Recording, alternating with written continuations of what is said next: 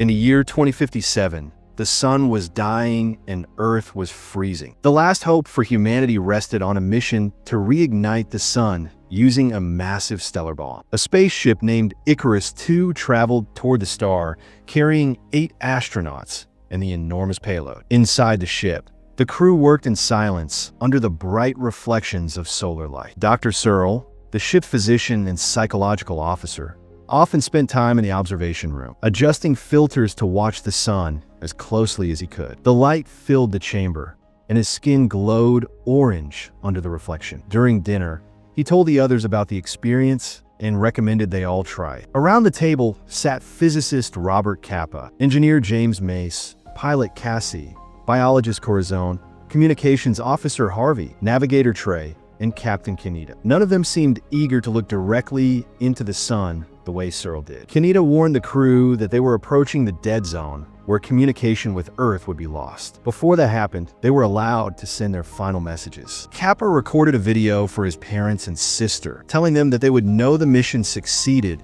if the sun shone again by the time they received his message. He took too long, and the others lost their turn to send their own messages. Mace got angry and confronted him, but the others stepped in before it became a fight. Kaneda sent Mace to Searle for evaluation, and Searle prescribed him 2 hours in the Earth Room, a chamber that simulated natural surroundings to calm the mind. Later, Kaneda reviewed the old video reports from Icarus I, the first ship sent on the same mission 7 years early. Its captain, Pinbacker, appeared in the recordings describing the damage to his ship as beautiful. Corazon reassured Kaneda that the current oxygen garden was stable and producing enough air, but he remained uneasy. When the ship passed near Mercury, Cassie announced it to the others, and they all gathered in the observation room to watch the planet slide across the blazing sun. The quiet moment ended when Harvey discovered a signal buried in the communication feed, a distress transmission from Icarus I. The iron in Mercury's surface had reflected it to them. On the display, Icarus II plotted the source, showing that Icarus I had reached close to the sun before disappearing. The crew debated whether to change course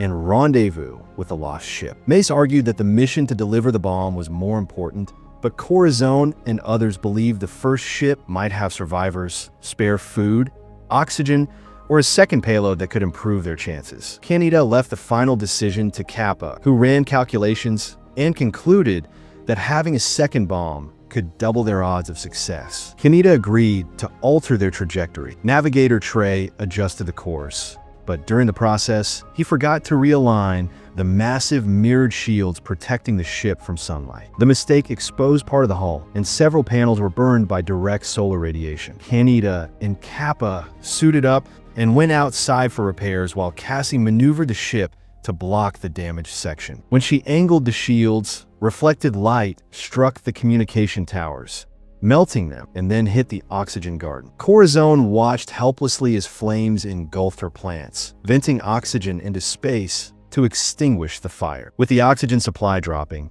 the crew faced a choice: rotate the shield to protect the ship or save Kaneda and Capa still outside. Mace reminded them the payload came first, and Kaneda agreed. He ordered Capa to return while he finished the last repair himself. As sunlight grew brighter, Kaneda's voice cut off, and he was burned alive completing the task. Inside, Searle sedated Trey, whose guilt over the error made him unstable. Harvey, as second in command, took over as captain. He calculated that without the destroyed oxygen garden, they didn't have enough air to reach their target. Their only chance now was to dock with Icarus I and recover supplies. Mace, Corazon, and Cassie discussed the situation privately. Corazon revealed that their oxygen would last if 3 people were no longer alive. None of them said more, but the tension stayed between them. Cassie later sat beside Capa and admitted she was afraid to die. He told her quietly that he wasn't. Soon after, Icarus II approached the dark and silent hull of Icarus I. The ships docked carefully, and Capa, Searle,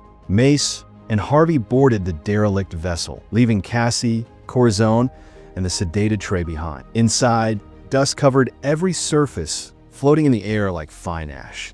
The crew split up to search faster. Harvey found a greenhouse, still full of unchecked plant growth. Trey confirmed the second bomb was intact. Searle located food and water stores still viable. Mace explored the control deck and discovered that while most systems functioned, the ship's mainframe had been sabotaged. As he dug deeper, a distorted video appeared. Captain Pinbacker, his skin burned and cracked, ranting that they had turned against God and abandoned their mission. The log dated back 6.5 years, the time when the payload should have been delivered. In another part of the ship, Searle entered the observation room and found the entire Icarus I crew seated in rows before the sun panel, their bodies reduced to brittle ash by unfiltered light. Moments later, both ships suddenly separated with explosive force. The connecting airlock tore apart, sending Icarus II drifting away and trapping the 4 men on Icarus I. They discovered there was only one functional spacesuit left. Mace insisted Kappa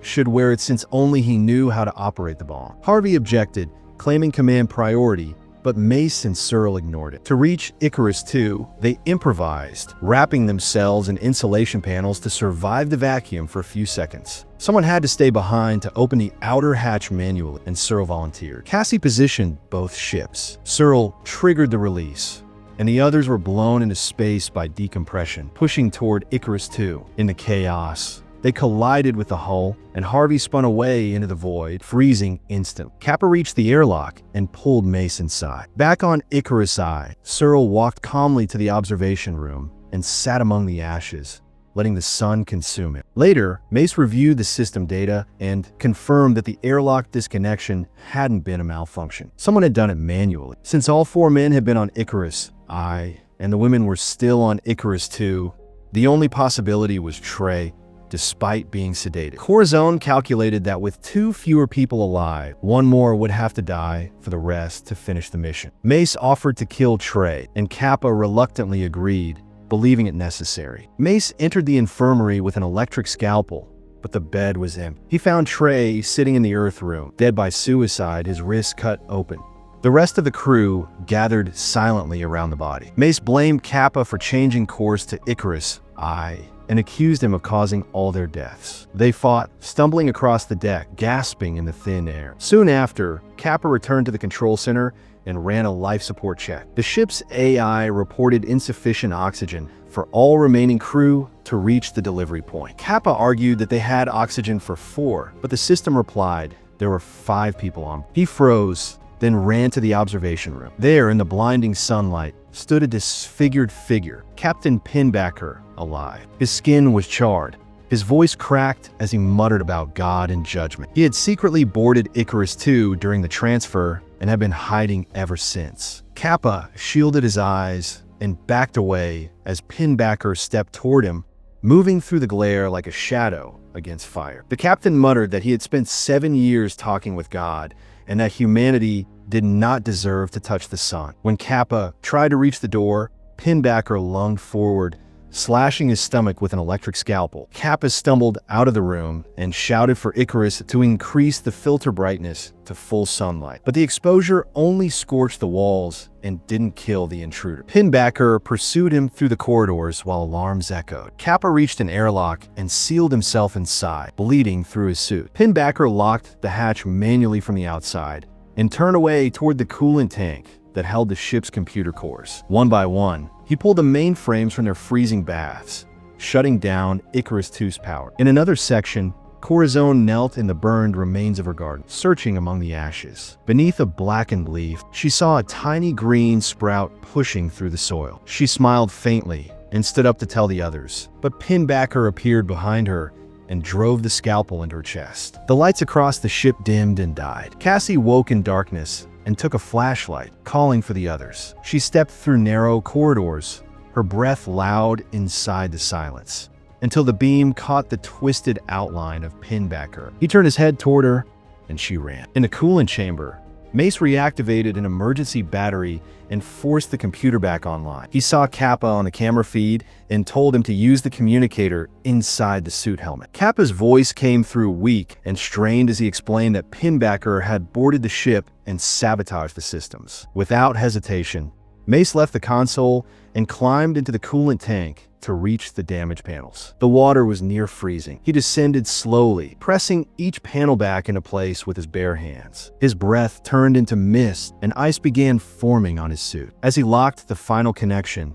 the computer lights came back online, and the ship's systems hummed to life. At the same time, Pinbacker reached Cassie in the Earth room. He swung the scalpel, but in the darkness, he grabbed Trey's frozen body instead. Cassie seized the weapon and stabbed him, then fled through the corridor to the payload chamber, sealing the door behind her. Mace's body grew stiff as the coolant froze around him. His leg caught between the frame and the panel, pinning him in place. He gasped into the communicator and told Kappa that the ship was back in orbit, but the systems were still unstable. His voice trembled as he urged Kappa to finish the mission, then went silent as he froze solid inside the tank. Kappa forced himself upright and crawled to the emergency airlock. He cut a circle through the metal door using a torch, then tied himself with a safety line. The inner hatch blew open under pressure, hurling him forward into the connecting hallway. He caught hold of a handrail and pulled himself through, drifting past debris and frost-covered walls. In the control room, he activated the separation sequence. The clamps released, and the payload detached from Icarus II. Flames erupted as the main ship disintegrated under the sun's heat. Kappa floated into the payload module and sealed the hatch. Inside the massive bomb chamber, Cassie sat on the floor, staring blankly ahead. Kappa approached her, his movements heavy and slow, and knelt beside her. He was about to speak when Pinbacker leaped from the shadows, grabbing him by the throat and dragging him toward the open core. The burned captain shouted that God's hand was upon them and tried to throw Kappa into the depths. Cassie ran forward, clutching at Pinbacker's arm. His charred skin tore under their grip, and he fell backward into the light. The bomb shuddered as it entered the sun's corona, and the walls rippled with waves of gold and heat. Kappa looked toward Cassie. She nodded and told him to finish it. He climbed to the central control sphere, the immense golden panels curving around him, and began activating the ignition switches. Through the flickering light, Pinbacker's figure appeared one last time at the far end of the chamber, standing motionless in the radiance. Kappa ignored him and completed the sequence. The payload engaged. A flash expanded outward, consuming the bomb chamber. Time seemed to slow as Kappa floated weightless inside the light. The sun's surface spread before him, vast and bright, its texture moving like molten glass. He reached out his hand, and the light enveloped him completely. On Earth, snow covered the frozen city as sit. Children played beside the harbor, building small snowmen while the sky remained pale. Inside a nearby home, Kappa's sister replayed his final message. As she looked up, the clouds over the horizon turned orange. The light grew stronger until the snow glowed gold, and for the first time in years, sunlight returned to Earth.